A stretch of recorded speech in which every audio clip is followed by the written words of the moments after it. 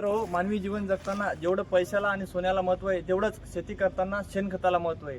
तर शेणखत हे चांगलं कुजलेलं असलं पाहिजे. जर चांगलं कुजलेलं असलं तर ते शेतामध्ये सोनं म्हणून काम करत असते.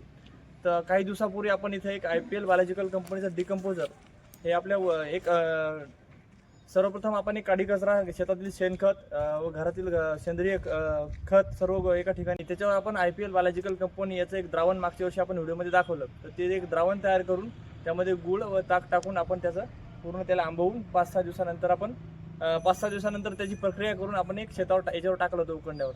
तर त्याच्यानंतर आता त्याचा आपण रिझल्ट पाहू कशा प्रकारे झालेले.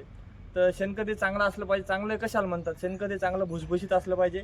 त्यानंतर ते तांबूस त्याला कलर असला पाहिजे व त्याच्यात हात टाकल्यानंतर हाताचा घाण वास नाही आलेला पाहिजे. म्हणजे ते चांगलं गुणवत्तेचं शेणखत आपल्या शेतीमध्ये जाऊन ऑर्गॅनिक कार्बन वाढवण्यासाठी, जमिनीचा पोत सुधारण्यासाठी आणि जमिनीतील मायक्रोबियल जीवाणू याची संख्या वाढण्यासाठी, याची दुप्पट संख्या वाढण्यासाठी या ऑर्गॅनिक कार्बनचा आणि या शेणखताचा मदत होत असते. शेतकरी बंधूंनो, आता आपण प्रत्यक्ष दाखवून देऊ किंवा पाहू कशा प्रकारे झालेले. आता याचा कलर पाहू शकता. आपण त्या दिवशी टाकताना पण एक व्हिडिओ घेतला होता आणि आजचा एक व्हिडिओ घ्यायला लागलो. आता इकडे पाहू शकता पूर्ण असं एक भुसभुशीत झालेलं आहे. म्हणजे आता हे एकदम योग्य खत इथं आहे. याच्यामध्ये हाताला चिकटा पण नाही लागलं. अशा पद्धतीने हे तयार झालेलं आहे. तर आपल्या शेतामध्ये पण अजून वेळ आहे.